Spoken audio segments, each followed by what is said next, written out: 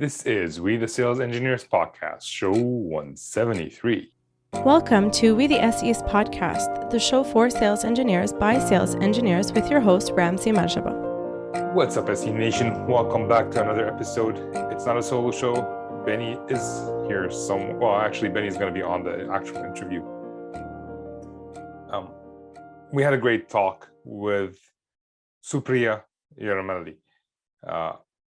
I know Supriya, I said, right? Hopefully I didn't butcher Yerramilli. Okay, never mind. All right, so we had a great conversation with her. She is a sales engineer currently today, but her path to sales engineering kind of took a few twists and turns. And I feel like I know that this show will help some people that were in her position. So she started off in business development, and she decided she wants to go into sales engineering at some point. And the sacrifices that she made, the thoughtfulness of her career path building. Like I have a kind of a free tool on the website. It's all like it's Career Builder, where you go in and it's an email. I'll send you an email on like 5 days in a row where I ask you questions and then you can build your career. She kind of went through that on her own, which shows that you don't really need someone to tell you, but it maybe makes it faster. But she went through that on her own and she figured out what her career path needs to become a sales engineer, what sacrifices she might need to do today to get there. And it was a great conversation, a ton of wisdom from Supriya. So I enjoyed it and I hope you guys enjoyed it as well. Let's just leave it at that and jump into the show. What's up, Supriya? Welcome to the show. Thank you. I want to make sure that I did actually say your name right. So how about you just say your name for the camera and the people listening, obviously, and let us know who you are. Yeah, I am Supriya Yerramilli. I am currently a sales engineer at a company called IT Glue. Nice. So I did say your name right, and that's all I cared about. Awesome. You kind of have a different journey than some people. You, according to your LinkedIn, graduated from marketing. Mm-hmm. Mm-hmm. All right. When did you think you wanted to become an SE? Yeah, so definitely you're hit the nail on the head there. My experience is a little bit different just because most people I speak with who are in the industry and even very veteran in the industry, the story is kind of the same. They stumbled upon the role, either burnout from being a software engineer, or there just so happened to be an opening called implementations engineer, sales engineer, and they sort of eased into it. Out of college, I didn't really have a clear understanding of what my passions were and what I wanted to do.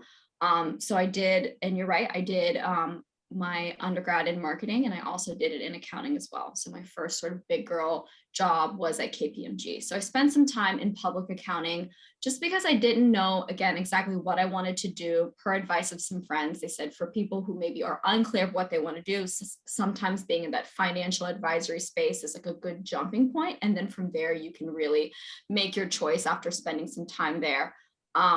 For me, what was a game changer is I moved to Atlanta, Georgia from the Midwest, and Atlanta is a pretty large tech hub. And that's where I enrolled in General Assembly. So I started off at the capacity of a student, and then a couple months later, they brought me on as an instructor. And that really sort of changed my perception of what tech is and what you can really do after you have, some experience with coding or even teaching yourself how to code.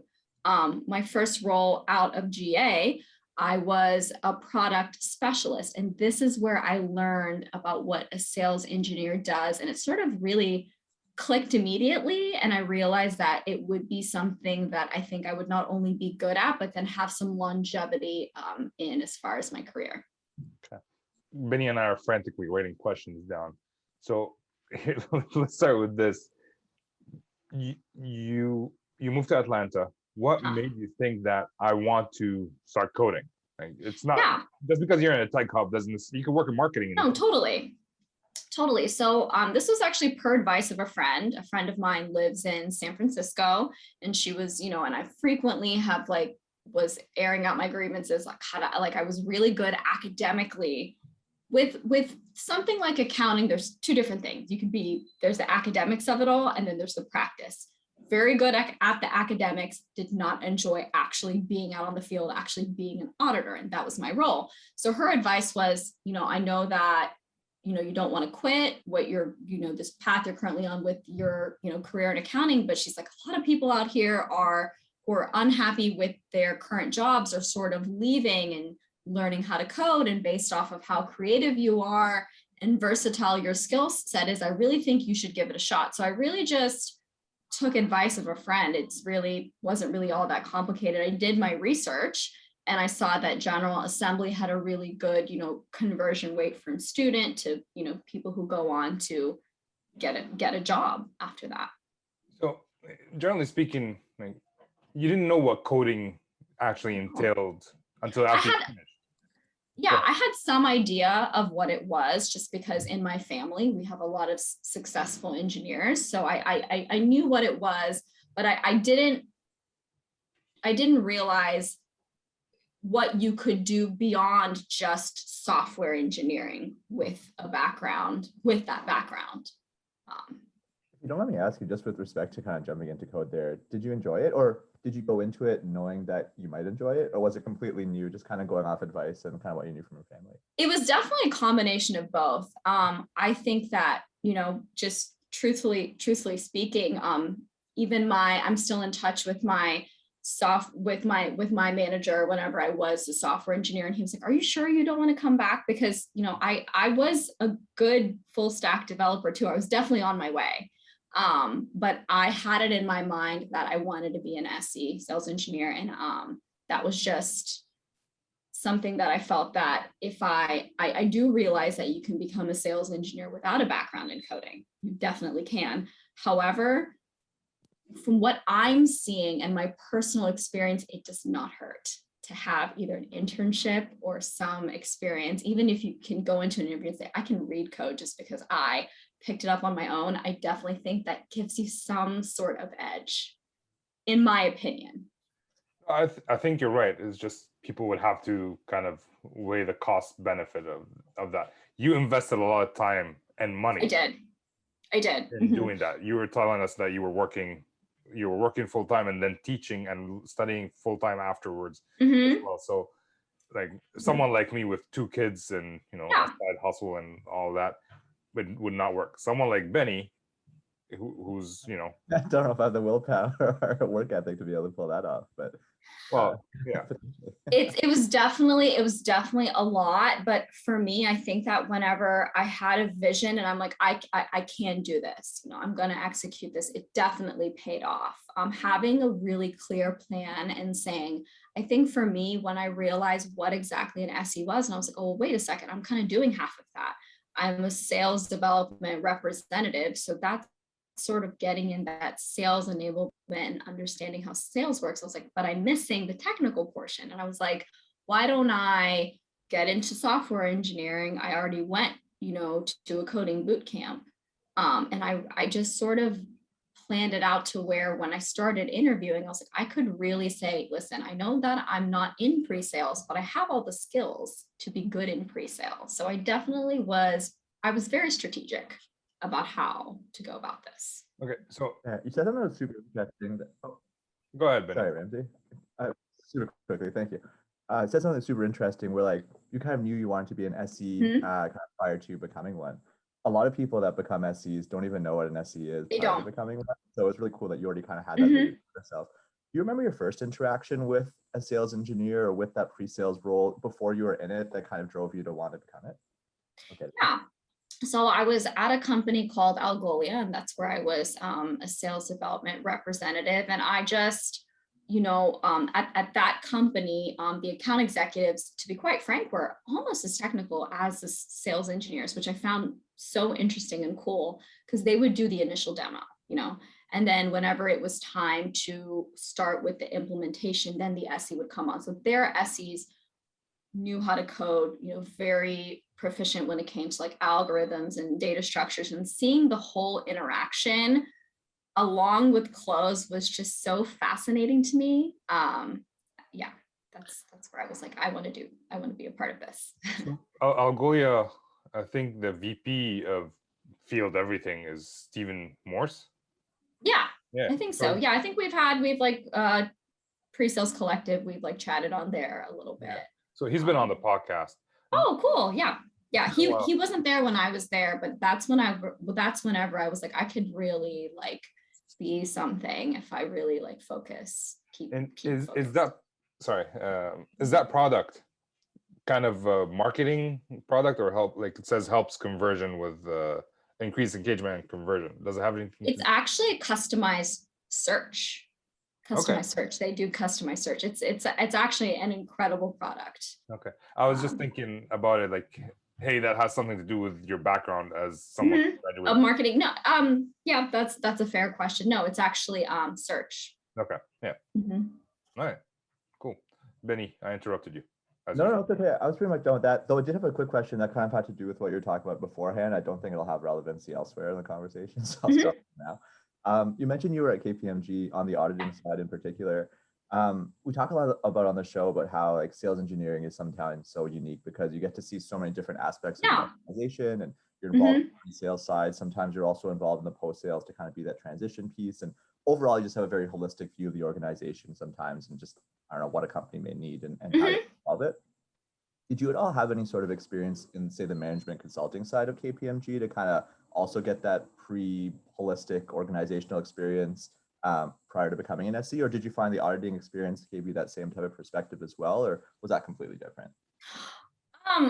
You know, the answer to that is I definitely wouldn't discount what I learned in audit and business, and that definitely still comes into play every day, especially when I'm, you know, talking about hitting quotas and looking at return on investment and value propositions. So I cannot discount, you know, anything I've learned as an auditor or in public accounting for sure. And I've actually had people who interview me comment, they're like, oh, this is actually really cool that you have this other experience, because this role isn't as code heavy and we need someone who can read, you know, financial statements. It looks like you probably could. So I wouldn't discount that for sure. Amazing. That's excellent. Did you have to deal with any angry customers as an auditor? Yes. Yeah, so there's a transferable skill. I was gonna say, and as an SE, yes. Just because sometimes I'm in that, putting on that support hat, and sometimes my demos are just, you know, pure demo. They want to see a feature, and other times they're rattling out an hour and a half of straight questions. Yeah. But I have a passion for both. So good. All right. So at Algolia, you became interested in sales engineering, but you didn't become a sales engineer directly. What were your thoughts? How did you plan out? Did you plan out becoming a sales engineer? How did that go? I did. So I think a lot of people can speak on this currently who maybe are in a sort of sales role moving into trying to get, this is what's tricky. So if you're in just a straight sales role, how do you get to that like SE role and take that next step? A lot of the times, if you're doing very, very well and you're hitting your quota, they don't want to move you. And that's the truth, because trying to replace you is not, you know, comfortable for them, not the best role for them. So I had to sort of invest in myself, you know, and I think that as someone who, you know, feels very passionate about, you know, where I want to be career-wise, I just sort of had to take that leap and say, you know, it may not be here. I got the good sales experience, but I think that if I want to, you know, keep it moving, the best next step for me would be to become a software engineer and continue, you know, I was still in the education space. I was a TA for General Assembly. And then I also got brought on, again, this is full online capacity, which is, you know, also very good experience, as a lead instructor with like, you know, the HT, very like basic level code and sometimes even full stack and JavaScript. So I kind of had to take that leap of faith and say, this is what's best for me. Yeah. So to clarify, within the company you were working with, they weren't allowing you to move from, well, they wanted to keep you in that role because it's not, totally.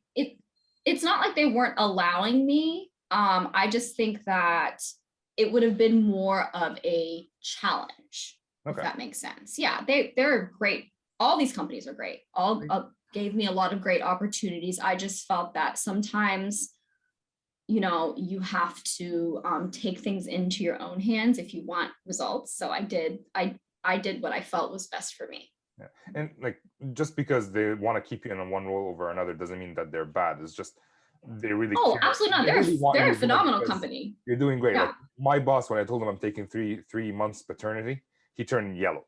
They didn't want us to go. He wanted me to go take my time off, but he also was worried about who's gonna handle everything that I was handling. Oh, So totally. that's what they're concerned about. Oh yeah, no, absolutely. They're all, everywhere I've worked has been phenomenal and very supportive. But at the end of the day, everyone has to run a business, and you can't just, everyone will be like, hey, well, I want to move into this role. You can't just give everyone handouts, they have to put in the work. But I realized that if I wanted to become a sales engineer, I needed that technical piece. I had the sales part down. I think that's something that kind of came to me innately. But I don't know too many people say, oh, coding just comes to me innately. They are out there. I have friends that are just Born with it. incredible coders. Yeah. But that doesn't come to me innately. Was it a sacrifice to go from SDR to software development, whether financially or like mentally or whatever? Was there mentally for sure? I definitely, I made a lot of sacrifices to get where I am, period, both definitely personally and professionally, but I definitely don't look back. I'm very happy with all my decisions and where I'm at today, for sure. It was definitely worth it. It's denying short-term gratification for long-term gains, basically. Yeah. So, yeah, I definitely put in the work, because now that I think about it, I'm like, oh, it didn't take me like, I'm like, oh, this wasn't too bad. It took me, I went to coding boot camp in end of 2008. It's 17. We graduated in March of 2018. And I was like, oh, it's, 2021. I started as an SE last year. I'm like 2 years, but I forget about like. You're an overnight success who worked on it for like 5 years. It's definitely not that. Driving from Midtown Atlanta to Norcross in heavy traffic, coding for however many hours a day, 12 hours a day with very stringent deadlines, and then booking at home to only jump on a Zoom call for another 3, sometimes 4 hours, 4 times a week in teaching. I was literally almost like a well-oiled machine that took no breaks. But I definitely had a goal in mind, and that's what really helps when you're working towards a purpose. And I think that that's what kept me going. And I also had, like, at the same time, I was going through a divorce too. So if you can imagine. Yeah. Your drive is unbelievable. Thank you. Yeah. I really do think especially with this pre-sales community in general, everyone has been just so amazing. I feel like I have so much support, whether it comes to how to negotiate salary, who to interview with, how to handle like anything. This has been like definitely the most supportive like space I've ever experienced in any industry. I would agree. I would totally agree with that assessment. I've never seen a community. So like, we're competitive as SEs. We generally like, hey, if there's a competition, I want to kill them. Yeah. But if you need my help, I will help you. But I want to kill you if you're my competition. So yeah.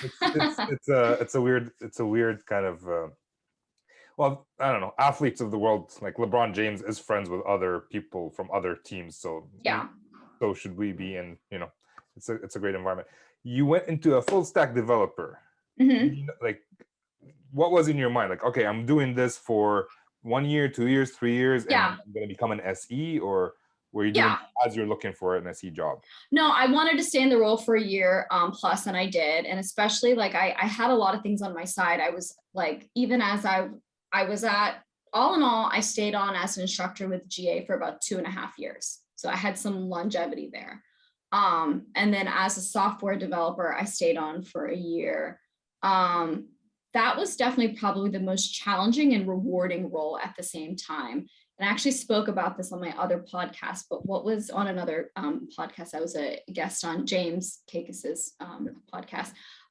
What I liked about that role is it was subconsciously and maybe consciously preparing me for an SE role, because we couldn't push a ticket into production or testing or whatever without demoing it to the whole team to say, Right. hey, this works, the code works, the front end works. So was preparing me for the future. Amazing. Thinking about maybe just preparing yourself for the future and also talking about maybe SEing being a very supportive, I don't know, industry, group, vocation. I don't know, maybe what was your teaching experience like and how did that kind of prepare you for, the world you're in right now? Yeah, oh goodness. It was probably the best decision I've ever made career-wise. It was very rewarding, and I learned so much from the instructional side from students, just how to be very empathetic, how to speak slower, how to explain things very clearly. It's the best decision I'd ever made for my career, is to become an instructor at GA. Definitely the most rewarding too. I would 100% go back in the future for sure. If anyone who has that opportunity, I would suggest taking it, because if you are interested in being an SE, you can definitely say, hey, because SEs, their job is very educational in nature. So if you don't have pre-sales experience, breaking into pre-sales is hard, right? Because what experience do you previously have? So you can definitely use that in your favor. If you have that opportunity, definitely take it. And also so many sales engineers too, I find anyways, that internally they play such a strong role in educating one's team. So like not only just educating prospects, but also educating your teams internally. And that whole like TAing or teaching experience that you have in a classroom translates so well to teaching your teams internally, whatever content you need to teach. And I had a similar experience as well. And it's just, I can't overstate how beneficial it was in so many different aspects. So it's really cool to hear that you had a very similar experience. Yeah, 100%, because a lot of the times I'll start my day with, how can I help you place our product? This is the resources that you want to, equip your customers so we can help them evaluate coming to a choice. And that's very much the teaching. So. I do have a couple questions that are of a similar vein, but if you can think about it, how has being a teacher actually hindered you in being a sales engineer? Can you think of is there something like that? Yes. So sometimes you have to know to not do too much, that there's other departments that we have a department for support. We have a technical account review department. And as an SC, your job is to, you obviously get an opportunity, you're to, help close the sale. And a lot of the time as an instructor, I know that I cared, and I still do care so deeply about all my students. So sometimes, like, even if I'm tired or in another time zone, I will still jump on to help them. So it's almost like I carry that mentality with customers. So a lot of the times when I need to be defaulting them to another department, I'll just want to jump in and help. So I think that, that's not the proper way to, handle things. So I think that's maybe something that. How do you balance that though? Like, when do you make the decision to pass it on? When do you make the decision, you know what, I'm going to jump in and do it? Well, I think that at this point, the organization I'm at, that we're very good at like drawing those lines, and we do have, we have a great support staff, post sales, and then we currently have in our building on a very robust technical account review department. So I think having that in place is really, what's going to be doing it. On top of that too, I could probably, excuse me, sorry, on top of that rather, I'd probably also say trust too. Like, I know for myself, and I think like a lot of sales engineers, they're good at what they do and have a lot of pride in their work. And so when you have that relationship with a prospect or customer, you're helping them, you want to put in the quality of work that you know that you can to help them. And so maybe passing that off to someone else who might not give them the same experience can be a scary experience. But if you really trust those teams that you're working with, then it's way easier probably to be like, hey, I got a great person that can help you out with that. And yeah, that's exactly what it is. And for me, to be quite frank, I'm very early in my career. And I think that if I see a learning opportunity, I want to just jump on it, right? Because I'm like, oh, this is a situation I haven't encountered. So I want to, really absorb that. So I think selfishly, I'm like, oh, I want to figure this out. I do want to point out, just because you hand something over to somebody else doesn't mean that you let go of it. right? Oh, totally. Like you're still so like you have trust with the customer and say like, hey, I trust this gentleman who's going to come in and help you, but we kind of have to stay on top of that. It's like, hey, did you help them? Did you help them? Did you help them? It happens so often. And you heard of Jocko Willink? No, I have not. So he is a former Navy SEAL. He has a podcast called Jocko Podcast, and he has a book called Extreme Leadership. And so it's about leadership basically. And he says 10% of his job is to tell people, like request stuff from people. And then 90% of his job is to make sure that they do what he requested. They do, right. Yeah. So that makes sense. Because I've asked people like, hey, especially early in my career, it's like, hey man, we have this ticket open. Can you take care of that? And then a month later, it's like, hey Ramsey, we're done with you because you haven't supported us on our ticket. Like, oh my God, what happened? I gave it to that person and I forgot to follow up with them, forgot to make sure. Right. It's really taking ownership almost of the whole sales cycle, which I actually really enjoy. I like building that relationship with customers and all of that. And it's funny because people say that it's the salesperson's job, but I find it's my job to make sure that the salesperson is doing his job or her job. And it's vice versa. It's accountability, not like I'm not being bossy. Just like, hey, this guy asked for this. Did you provide that? And they would do the same for me. And hopefully that way we don't miss anything versus, oh, it's their job. They take care of that. See you later. Yeah. So. Yeah. I think what's been most almost like satisfying to me is this past month we had a close that was very traditional, like pre-sales. We had a great account manager. We had a sales specialist who also demos, but he handles more of the sales side. And there was myself who came in as the technical, and it went so well. And that was like, I'm like, yes, this is pre-sales. This is how we should. This is the well-oiled machine that I had in my head. It's funny how so often that the pre-sales cycle go exactly like it's supposed to. Yeah. It's usually like reading it and trying to figure it out. And the second question in that vein is, you said you were demoing to your team about the feature that you built or whatever.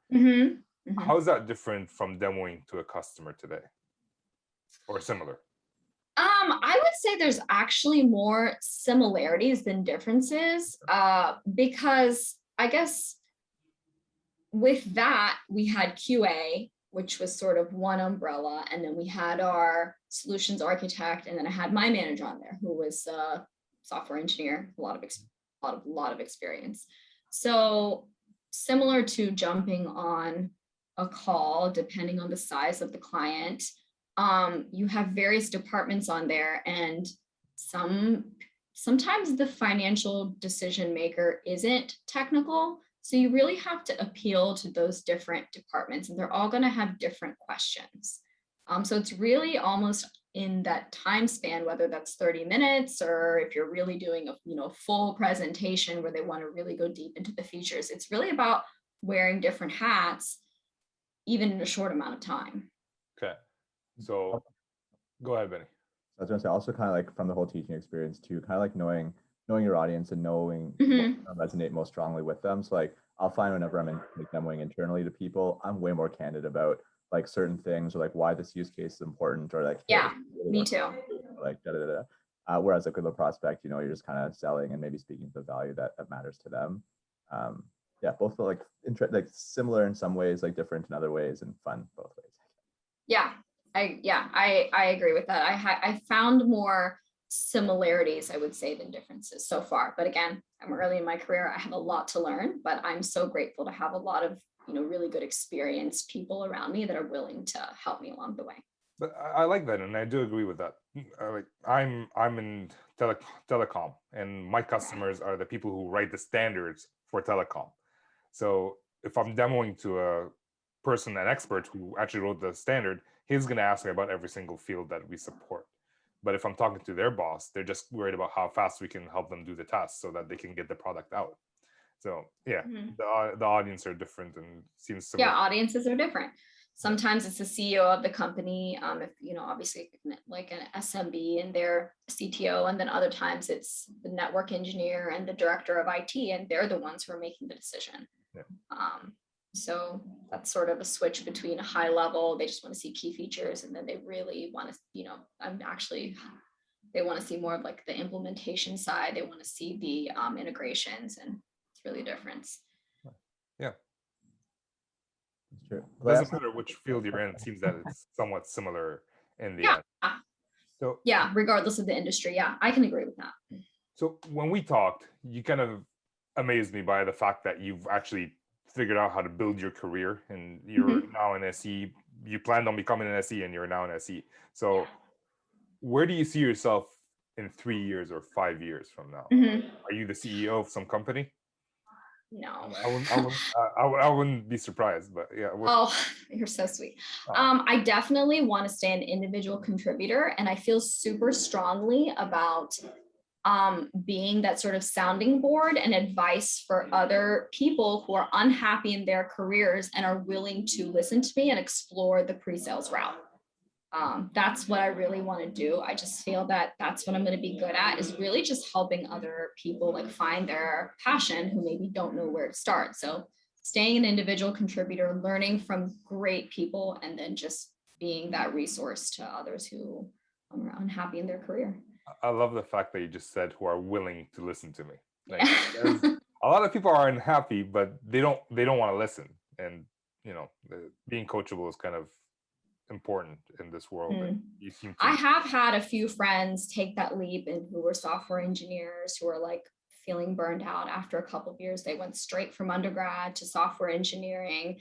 And then, I spoke with them and I was like, there's a role called sales engineer. You probably haven't heard of it. If you're willing to listen to me. And then it worked. They got jobs like fast. Like one of them, he did so well. He got an offer 15 minutes after his interview. Wow. And a great offer for someone his age. He's going to be good. Okay. We need to do another session of what you actually told that person. Yeah, of course. Yeah. Okay, awesome. All right, it is time to move on to the not so fire round. These are the same 4 questions we ask almost every guest, and Benny usually starts us off. Yeah, I feel like you've already answered this, but maybe ask it again. What do you love about pre-sales? I love the versatility as far as being able to wear the technical hat and being that technical resource. And then also when you need to be salesy and customer facing, and just having that versatility. And I think it's just such an enjoyable career. It's the career that no one knows about yet. So I think that's what's kind of cool. All right. Second question is, you've been doing this for almost a year now. Close to a year. Sorry? Yes, just close to a year. Yes. Close to a year. Yeah. Is there something that struck you that was like, oh my God, and we need to change that, or anything like that?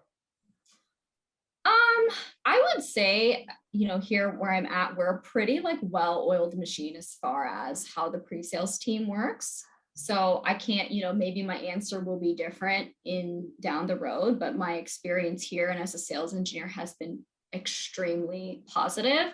But I think the reasoning behind that is my direct manager, his name is Frank.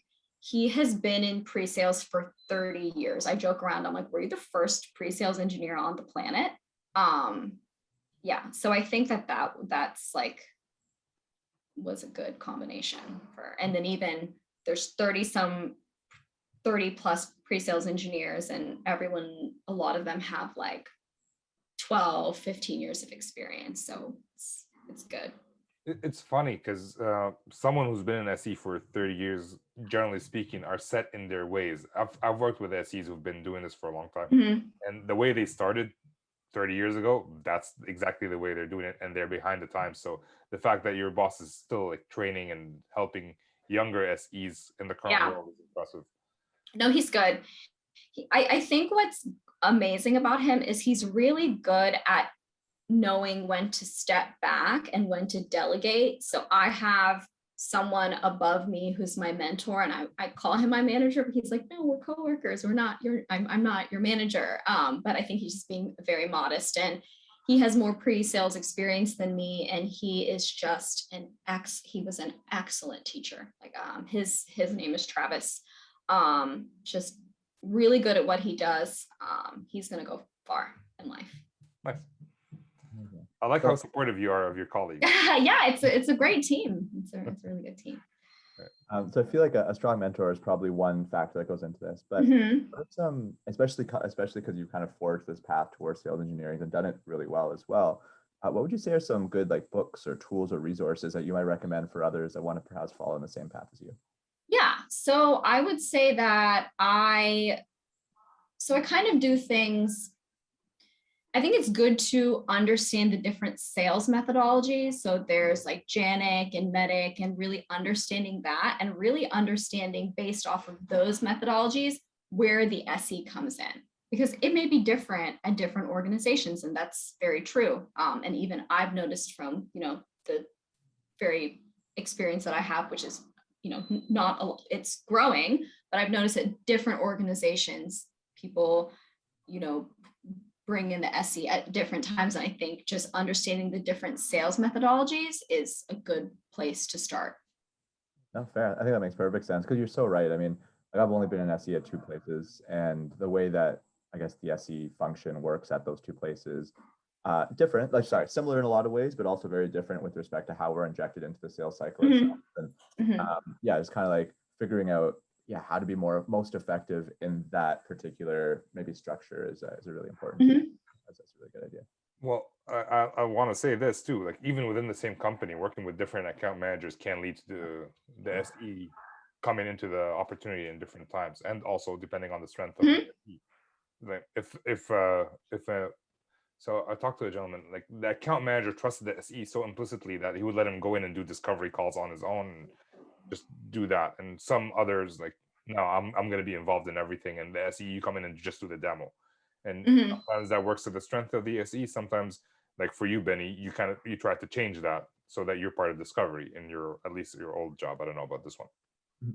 Yeah, I'm part of discovery too. I think it just really depends on their experience level, and then also some potential customers, they're not even interested in taking that leap unless they know their baseline features are there. So then kind of the SE has to come in, do discovery, show their like bottom line features, and then we can move. So yeah, and if they tell the account manager you only have one meeting and we're then demo because we don't want to talk to you a lot, like then you bring all the resources that you can to that meeting to make sure that you have everything. All right, last question of the not so fire round.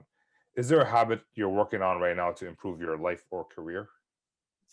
I speak too fast a lot of times. I've been told that. And then also I want to make sure that I am speaking less and listening more. That is the most powerful thing anyone in sales, anyone who is an SE can do. I know that a lot of organizations implement, I think it's like software like Gong or that'll measure your talk time versus customer talk time.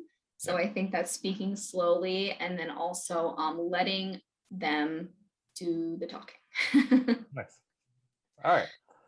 Last question of the day, Supriya. This has been amazing, and I'd love to have you back on whenever you're available. Yeah, sure. Anytime. If people want to reach out and connect with you, where can they do that? They can find me on LinkedIn. Just look me up by my name. And then I don't have social media beyond LinkedIn and Twitter. So Supriya Yerramilli, and then I'm more than happy to connect. Okay, I'll leave a link to your LinkedIn and Twitter on the show notes. This is going to be show 173. Okay. And yeah, well, thanks, Supriya. And if anything, actually, let me ask you this. If our audience can help you, like what would you need from our audience, if anything? Oh gosh, from the audience. Well, it depends on who the audience is. So if the audience is, people who are, I'm hoping it's people who are willing to give pre-sales a shot. I think they would be pleasantly surprised at, how happy they could be in their careers and the longevity of a pre-sales engineer. Obviously, my manager is been in pre-sales for 30 years and he's had a very successful career. And I know a lot of other people who are, headed in that direction too. So I think from the audience, just to give pre-sales a chance. All right. Well, thanks a lot, Supriya. And we'll talk soon. Thank you for having me. It's our pleasure. Thank you, Supriya, for coming on and for sharing such personal information with us. And thank you for listening to the show today, or whenever, well, I guess you're listening to the show today. I hope you took something out of this conversation with Supriya. The fact that success is not a linear path. There's ups and downs. You might find out that in order to get somewhere, you need to sacrifice in some areas. And I guess that's up to you to make the decision if the goal is worth a sacrifice, the thought of the delayed gratification. If I work hard today, or I sacrifice some money today, or I sacrifice time today hanging out with friends to achieve my goal. And we don't talk a lot about goals on this podcast, but you can tell that she had a goal and she was obsessed about achieving that goal, which, sometimes you need to do that to be able to achieve what you need to achieve. And you listen to different people talk. There's, I don't know, 6-7 different aspects of life: finance, health, family, friends, whatever. And sometimes we can't balance them all together. There is always some imbalances, and family is very important. And sometimes, hopefully, they'd understand that you need to sacrifice some time with them to be able to achieve your goals. And maybe you can sacrifice together versus sacrificing alone. So it was just a great conversation. I can't say enough good things about Supriya and the path that she's taken, and the fact that she's trying to reach back and help people up into her position as well. That just was great. Let me know what you guys think. Let me know on the LinkedIn post that I put, or Twitter, or just email me, reach out to me on LinkedIn. That's where I'm on Twitter as well, as @WeTheSEs. But I'd love to know what you guys think. What do you think your career path is, and what are you going to do to get there? So yeah, with that, this is Ramsey for the Invisible Benny signing off.